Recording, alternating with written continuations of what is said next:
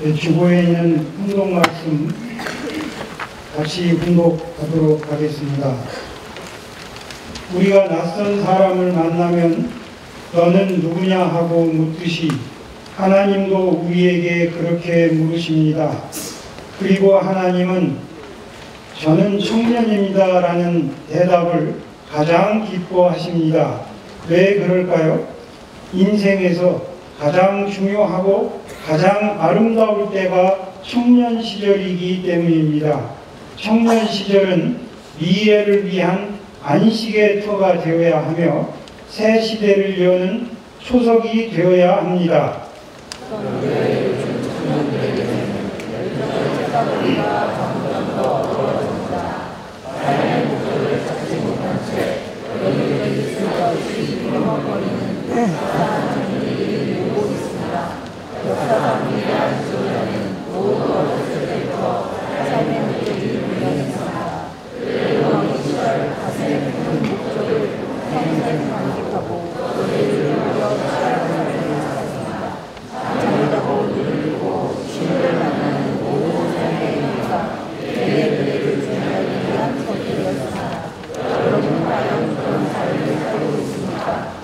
하나님을 사랑하면서 나는 완전히 다른 사람이 되었습니다.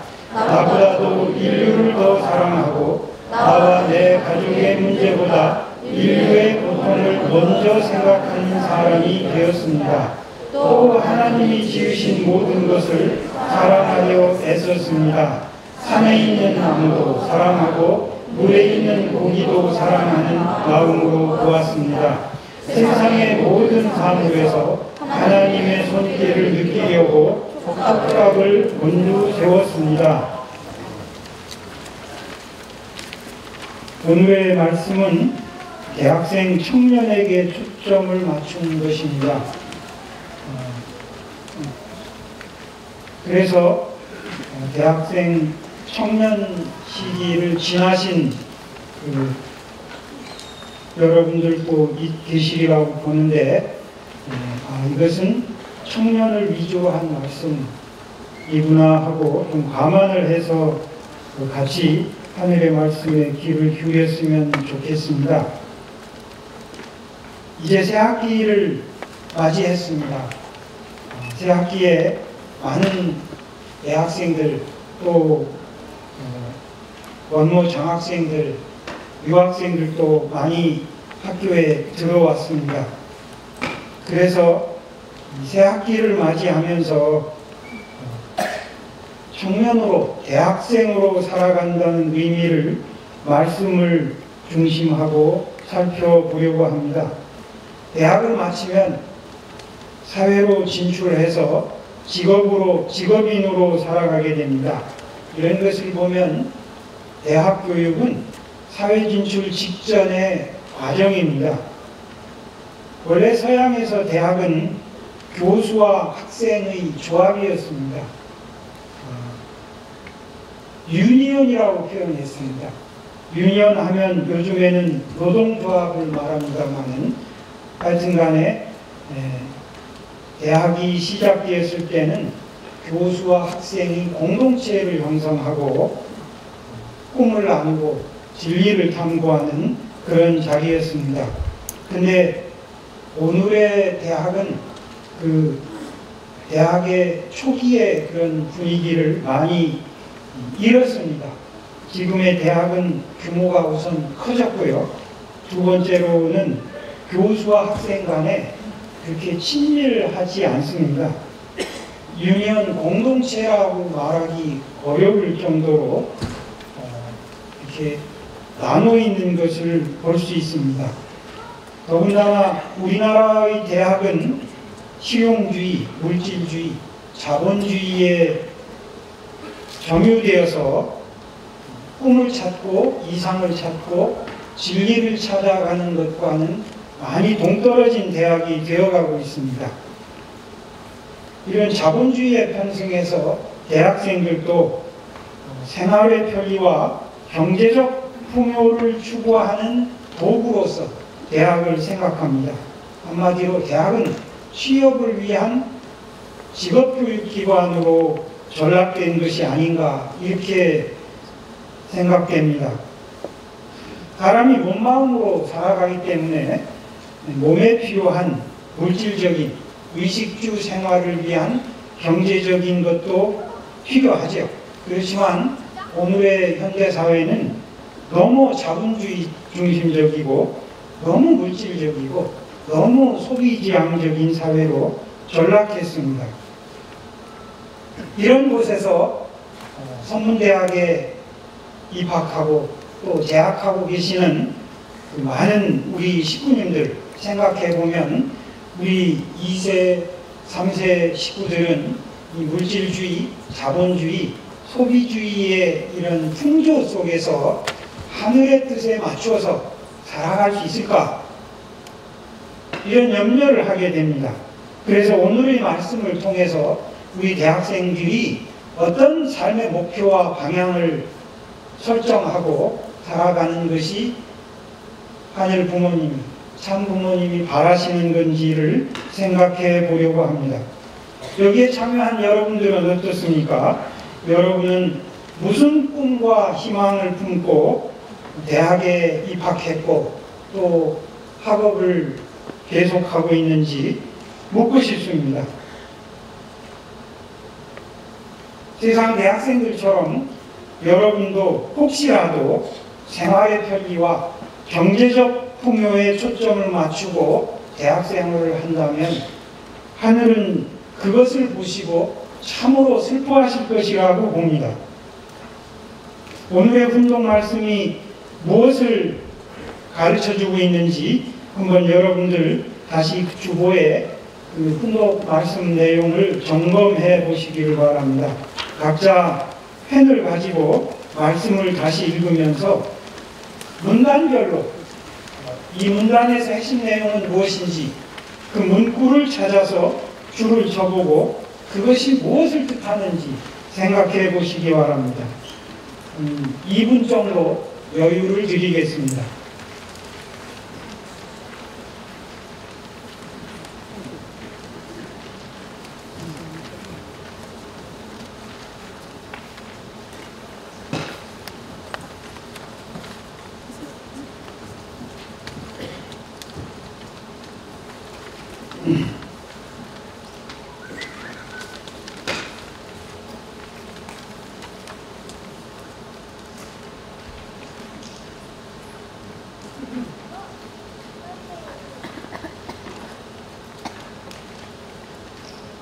핵심 내용의 밑줄을 긋고 이것이 무엇을 의미하느냐, 아버님은 왜 어떠한 연유로 이런 말씀을 나에게 주시는 건가 찾아보시면 좋겠습니다.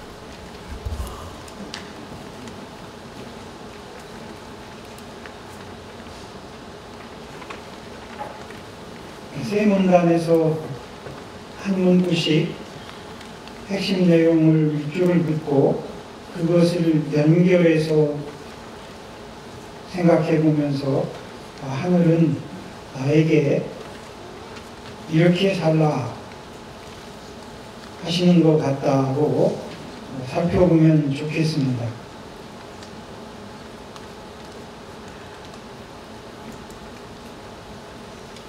그리고 앞으로는 여러분들이 예배에 참여하시면 시작하기 전까지 5분도 있고 10분도 있습니다. 그럴 때 옆에 반가운 사람이 있다고 이야기꽃을 피우지 말고요.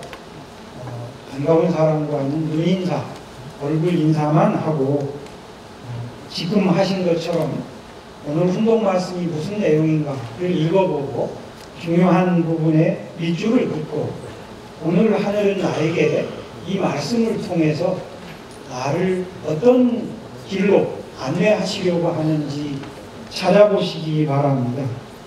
운동 말씀은 예배 때 설교자가 읽고 그것을 설명하는 것에 그치지 아니하고 여러분들이 그 말씀을 찾아가서 이 안에서 이 말씀은 나에게 이것을 가르쳐 주는구나, 이것이 계시구나로 여러분들이 적극적으로 찾을 때 더 하늘의 음성이, 하늘의 가르침이 더 여러분들에게 생생하게 다가설 수 있으리라고 봅니다.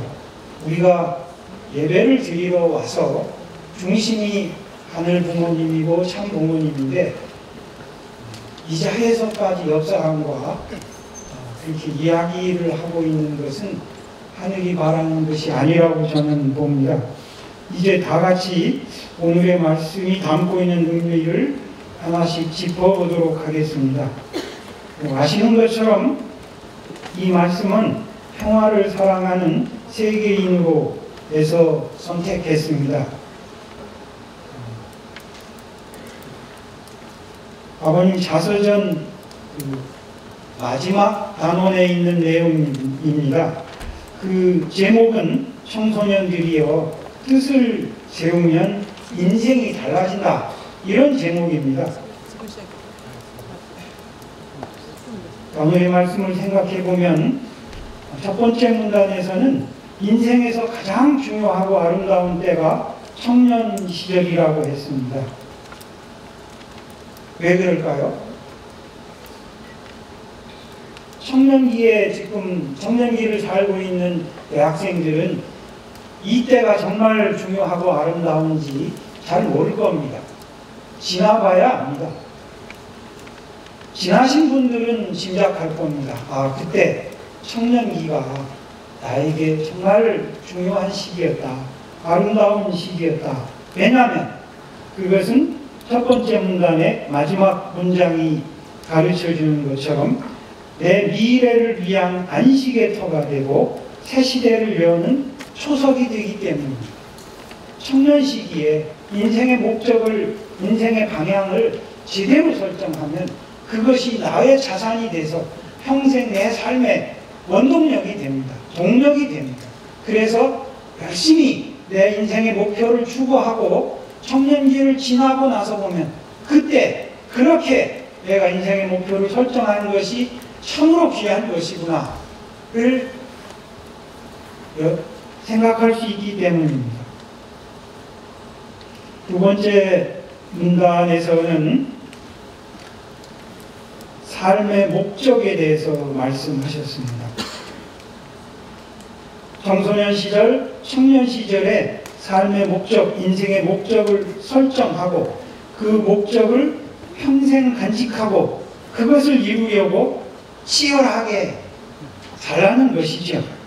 잠을 자고 눈을 뜨고 친구를 만나고 모든 삶의 행위가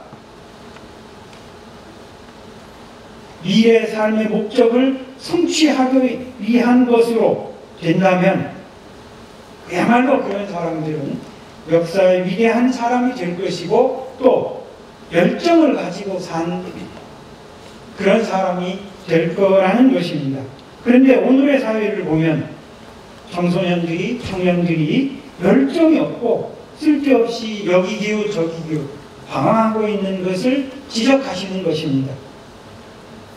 그리고 두 번째 문단의 마지막은 여러분은 과연 그렇게 살고 있느냐, 인생의 목적을 세우고 밤낮 없이 거기에 투입하고 사느냐, 그렇게 질문하고 계십니다. 여러분, 과연 여러분은 그런 삶을 지금 살고 계십니까? 저는 이 부분을 읽으면서 아버님께서 16세 때 하늘의 부름을 받고 하늘의 소원을 이루어드리겠다는 것을 삶의 목표로 정하고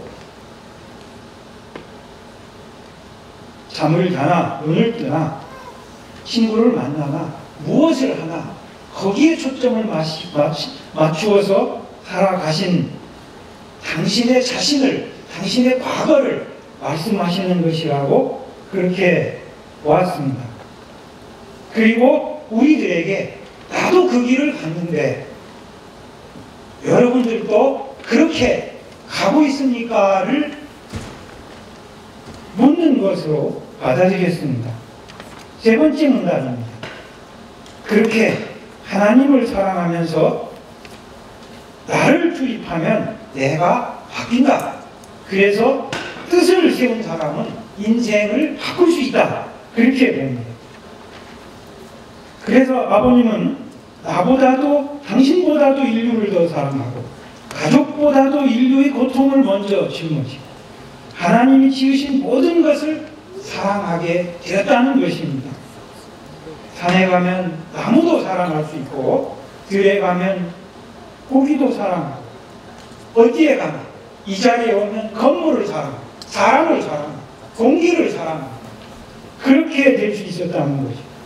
그래서 세상의 모든 사물에서 하나님의 손길을 느끼려고 촉각을 곤두세웠고 결과가 어땠을까요?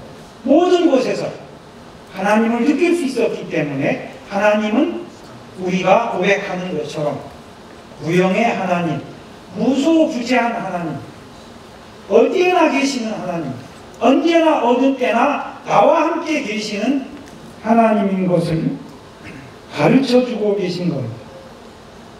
그렇게 하려면 우리도 청년기에 인생의 목적을 제대로 설정해야 된다는 거죠. 혹시 이 자리에 열정이 부족하다 느끼시는 분이 있다면 나에게 아버님 말씀에 비춰보면 인생의 목표 설정에서 혹시 뭔가 부족한 것은 있는 것이 아닌가 그렇게 돌아보시면 좋겠습니다. 오늘의 말씀은 사실은 더 있습니다. 제가 압축해서 넣었습니다만 더 있어서 그것을 후반부를 스크린으로 이렇게 비춰서 보여드리겠습니다. 같이 읽어보겠습니다. 공부에서 미래에 대비하는 것보다 더 중요한 일은 뜻을 세우는 일입니다. 무조건 공부에 내몰리기 전에 장차 내가 무엇을 하고 싶은지를 정하고 내가 얼마나 쓸모있는 인간이 되어야 하는지를 스스로 깨달아야 합니다. 요즘 청소년들은 대부분 뜻은 세우지 않은 채 공부에만 매달립니다. 대학은 목적이 아닙니다. 대학은 바꿔줘야 돼. 대학은 목적이 아닙니다. 대학은 무슨 목적으로 어떤 공부를 해야겠다고 할 때 가는 곳이지 그 자체가 목적이 될 수는 없습니다. 또 돈을 얼마나 벌 것인지에 인생의 목표를 걸지 마십시오. 돈은 무슨 일을 하기 위한 수단이지 목표가 아닙니다. 목표 없이 돈만 손에 쥐게 되면 그 돈은 곧 쓸모없이 사라져 버립니다. 직업은 전적으로 자신의 소질과 취미에 따라 결정해야 합니다. 내가 강구하고 싶은 것은 직업을 넘어선 이야기입니다. 축구 선수가 되어 어떤 삶을 살 건지, 농부가 되어 어떻게 살 건지를 묻는 것입니다. 뜻을 세운다는 것은 자기가 살아갈 삶의 의미를 정하는 겁니다. 그런데 만일 여러분이 마음에 품은 뜻이 분명치 않다면 세계 정상에 설 때까지의 고된 훈련을 견뎌내지 못합니다. 뜻이 있어야만 자신을 지켜가는 힘이 생기고 남다른 인생을 살 수 있습니다. 이 말씀을 읽어도 참으로 옳은 지당한 말씀인 것을 공감할 수 있을 겁니다. 미래에 대비해서 공부하죠. 그런데 많은 부모님들이 공부해라 합니다. 그게 끝입니다. 근데 아버님은 그보다 더 중요한 것은 인생의 목표, 뜻을 세우는 것이라고 하셨습니다. 사실 저도 초등학교 때부터 눈치를 보니까 대학을 가야 되겠더라고요. 형제들을 대학 보내는 부모님을 보니까 가야 되겠는데 왜 공부해야 되나? 를 모르겠더라고요. 그러니까 힘이 안 나죠. 그런데 이런 것을 선생님께 물으면 답해줄까? 아마 선생님은 잡생각하지 말고 공부나 해라 하고 구박을 주실 것 같아서 포기했습니다. 그리고 저도 일단 대학은 가자 이렇게 살아왔는데, 이것을 보면서 그게 아니고 인생의 계획, 인생의 의미를 먼저 찾고, 그러니까 이렇게 공부해야 된다는 계획을 세우는 것이 돼야 되는데, 저도 그러지 못했구나 생각을 합니다. 그리고 대학을 들어갔죠. 그런데 대학도 목적이 아니라고 아버님 하십니다. 무슨 목적으로 어떤 공부를 해야 되겠다고 할 때 가는 곳이다 그러셨습니다. 돈도 마찬가지입니다. 저는 다행스럽게도 하늘이 저를 원리연구회로 불러주셔서 거기서 인생의 목적을 찾았습니다. 창조원리를 공부하면서 내 배후에 하늘이 있고 영계가 있고 나는 역사의 결실체로서 하늘의 뜻 따라 살아야 되는 거구나. 그래서 이상세계를 이뤄야 모든 사람이 자유롭고 평화롭고 행복하게 살 수 있구나 하는 것에 공감을 했습니다. 그렇게 나를 창조원리가 나를 인도하니까 내 인생을 세울 수 있으니까 진리가, 원리가 나를 구원해 준 게 되죠. 그러니까 주변에서 하필이면 통일교를 선택하느냐, 거긴 이단인데 할 때 무슨 얘기냐, 통일교의 가르침이 나를 구원해 줬다. 문 선생님이 통일원리를 창안하신 문 선생님이 세상에서는 많이 욕을 듣고 있지만 적어도 그분은 나를 바른 길로 인도해 주셨다.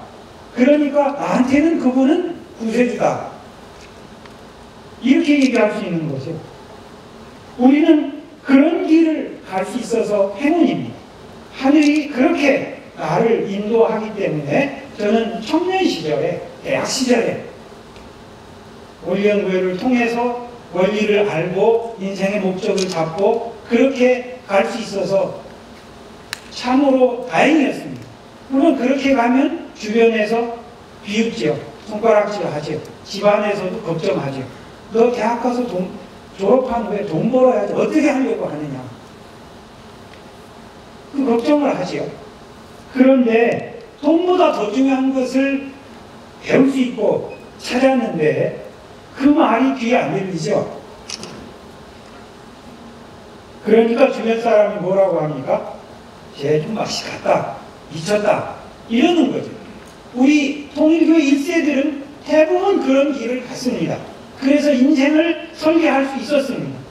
그런데 지금의 상황, 과연 우리 2세들은 그렇게 가고 있는가? 우리 성문대학에 들어온 원리연구회 학생들은 말씀 가운데서 인생의 목표와 방향을 잡고 그렇게 설계했는가를 보면 그런 면도 있지만 이 자본주의 사회에서, 물질주의 사회에서 걱정하고 비전이 없다, 미래가 안 보인다 그러고 있는 것 같더라고요. 저는 그럴 때마다 속으로 이렇게 생각합니다. 그 비전이란 너가 눈을 뜨면 보인다. 제발 눈 좀 떠라. 말씀을 공부하면 나온다. 원리가 그 비전을 보여주고 있는데 원리에 공감하면 되는데 그렇게 저는 생각하고 있습니다. 오늘의 말씀이 그런 면에서 우리 대학생들에게 눈을 뜨고 비전을 보고 그리고 인생의 목표를 설정하면 정말로 혼신을 다해서 대학생활을 투입할 수 있을 것이다. 아버님처럼 그렇게 살 수 있을 것이다. 그래서 뜻을 세우면 인생이 달라진다. 그렇게 보는 것입니다. 오늘 우리 대학생들에게 초점을 맞추고 있으니까 이 청년 시기를 지난 이제 성인들, 어른 여러분들은 과거를 회상하면서 나도 저랬는데 이렇게 공감하시게 될 겁니다. 오늘의 훈독 말씀을 저는 세 가지로 정리해 보고자 합니다. 우리가 무엇을 위해 어떻게 살지를 세 가지 면에서 좀 더 생각해 보겠습니다. 첫 번째는 참 아버님은 하늘 부모님의 소원을 이루겠다는 뜻을 세우고 살아가시면서 당신의 인생도 바꿨다. 인생을 바꿔 가신 분이다. 이거 뭐 누구도 부정할 수 없죠. 우리 다 공감하는 내용입니다. 두 번째입니다. 하늘의 소원, 참 아버님의 뜻, 통일 원리의 비전에 공감을 하는 우리 대학 청년 여러분, 우리도 참 아버님처럼 하나님을 모시면서 우리 인생을 바꿔야 됩니다. 변화해야 됩니다.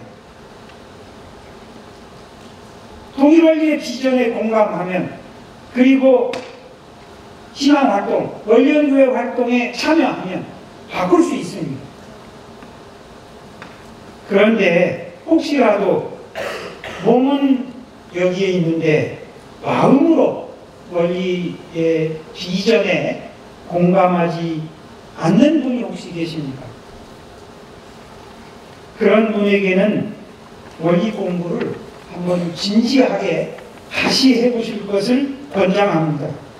원리와 통일원리와 내 인생이 무슨 관계가 있는지 심각하게 생각을 해보시고요. 세상에서 말하는 것처럼 돈 많으면, 취업 잘해서 돈 많이 벌면 과연 행복할 것인가? 내 양심이 돈만 많으면 만족할 것인가 생각해 보시기 바랍니다.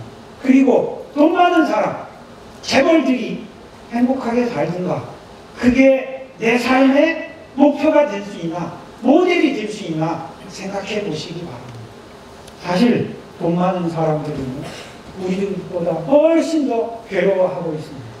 요즘에 미통돈을 벌리는 사람들 보세요. 나름대로 그 분야에서 전문가입니다. 성공한 사람들입니다.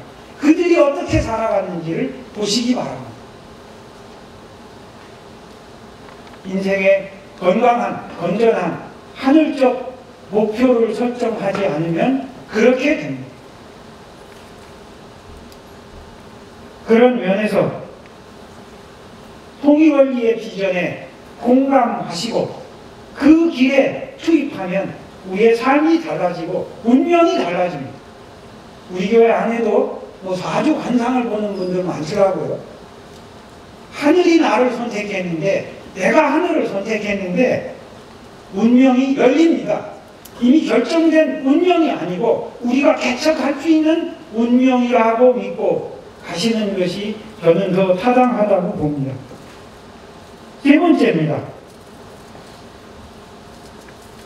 우리가 인생관을 정립해 가는데 조금 부족한 것이 있고, 내가 좀 더 구체적으로 내 인생의 목적을 설정해야 된다면 거기에 관련된 것으로서 에릭슨이라는 학자의 이론을 통해서 한번 살펴보고자 합니다. 에릭슨이라는 학자는 정체성이라는 이론으로 유명한 사람입니다. 이 정체성이 다른 게 아니라 인생관의 문제입니다. 가치관의 문제입니다. 에릭슨은 청소년 시기에, 청년 시기에 자기의 정체성을 올바로 형성하는 것이 굉장히 중요한 요소라고 주장했습니다. 그 정체성은 자기와 자신의 의미에 대해서 종합적으로 통찰하는 겁니다. 그것은 자율적이고 주체적이고 통합적인 결과입니다. 나의 정체성, 내가 도대체 어떤 사람이냐? 나는 우리 부모의 아들이요, 딸이요, 몇째요, 막내요, 장녀요, 이런 나. 그리고 세상에서 볼 때 나는 이런 사람, 내 친구들이 볼 때 나는 이런 사람. 이런 것의 종합적 결정체가 정체성인데요. 그것은 내가 주관적으로 또 만들어가는 것이기도 합니다. 예를 들자면 이렇습니다.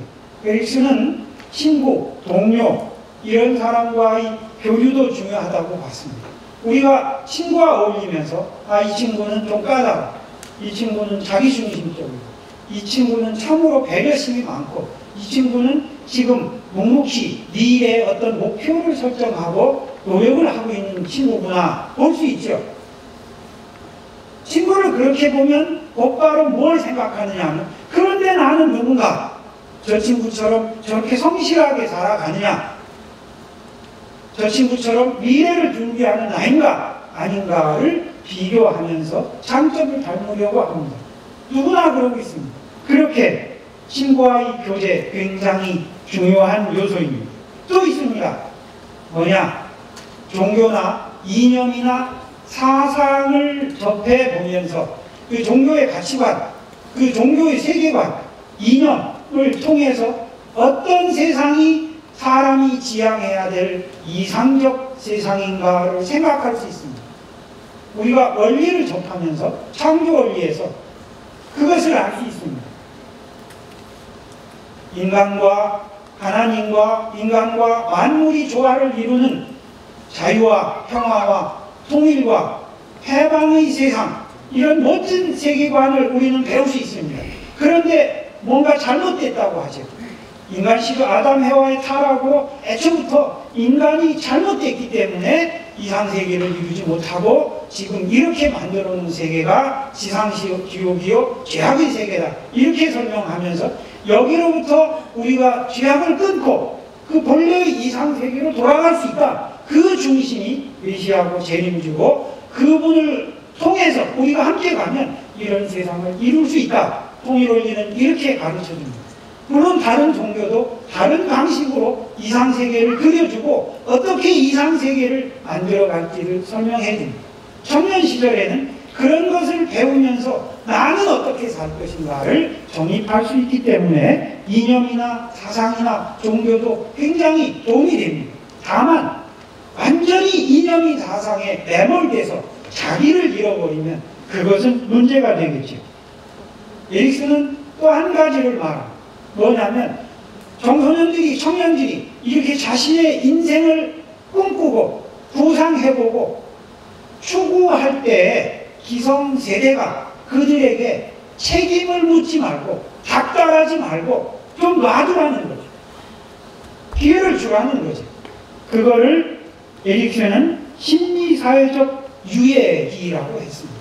심리적으로 사회적으로 청소년들, 청년들이 마음껏 실험을 해보고 시도를 해볼 수 있는 기회를 주고 책임은 묻지 말고 좀 기다려주라는 거죠.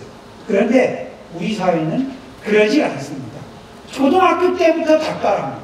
중고등학교 때 가서 새벽에 학교 가서 학교 끝나면 학원을 돌리고, 그래서 밤늦게 집에 돌아갑니다. 아이들을 파김치로 만들어 놓습니다. 그러니까 아이들이 정상적으로 이렇게 자기 인생을 꿈꿀 기회가 없습니다. 어른들이 박탈했죠.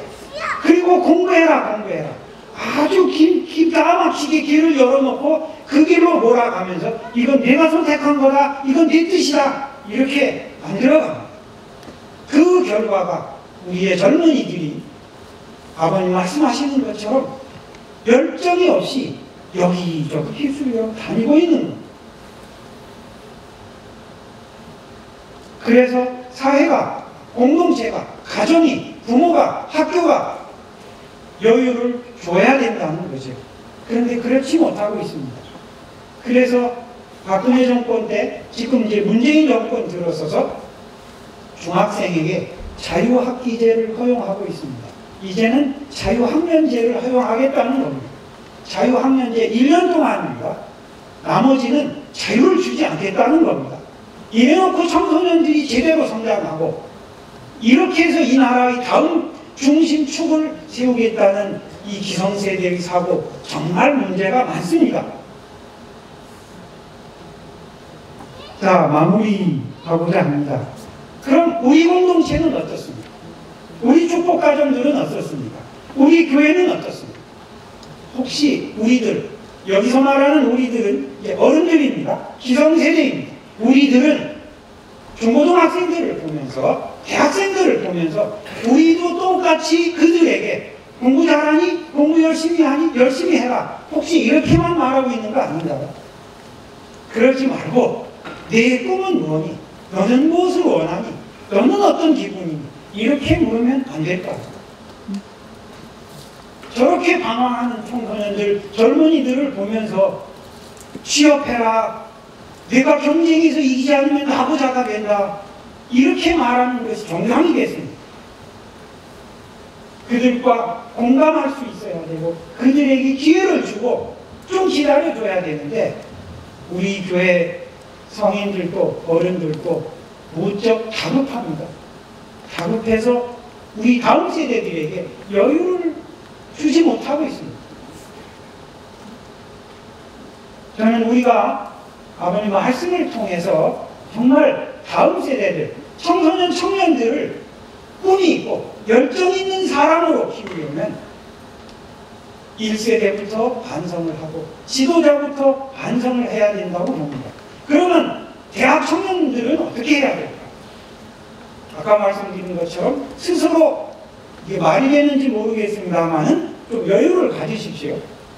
그리고 여행도 가고 그렇게 해보십시오.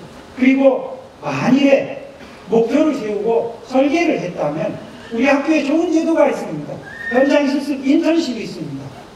학교를 벗어나서 그 현장에 가서 한 학기 동안 1년 동안 자기를 투신해 보십시오. 교회도 좋습니다. 기관도 좋습니다. 직장도 좋습니다. 국내도 좋습니다. 해외도 좋습니다. 그러면서 그것은 전제가 자기의 설계가 인생 설계가 어느 정도 됐을 때 그렇게 해서 열정적으로 자기를 투신하면 자기 삶이 바뀝니다. 인생이 바뀝니다. 운명이 열립니다. 운명이 개척되고 열립니다. 그렇게 하면 청년들에게서 열정을 보고 우리 교회가 좀 더 생동적으로 움직일 수 있을 것이라고 봅니다. 사람이 간다는 것은 아버님 말씀은 인생의 목적을 제대로 설정하고 거기에 투입하는 것으로 가르쳐 줬습니다. 그것은 부모가 해줄 수 있는 것이 아닙니다. 참부모님도 그렇게만 가르쳐주고 이제 네가 해봐라 이렇게밖에 말씀을 못하십니다. 교수들도 마찬가지고 선생님도 마찬가지입니다. 당사자인 청년 여러분들이 내 인생을 내가 만들어가는 것 그것이 하늘이 우리에게 주신 5%의 책임 분담이라고 봅니다. 그것을 위해서 한 학기 동안 한번 도전해보고 많이 물어보고 반성하고 생각해보고 그렇게 해보시면 좋겠습니다. 같이 기도드리겠습니다. 하늘 부모님, 참 부모님, 오늘 청년의 꿈을 말씀해 주셨습니다. 아버님 그런 길을 가시고 저희들도 참 아버님의 삶을 닮아서 청년기에 인생의 목표를 세우고 그리고 열정적으로 투입해보고 싶습니다.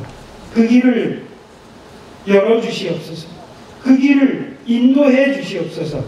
축복중심가정 이재일의 이름으로 보고하고 아뢰었사옵나이다.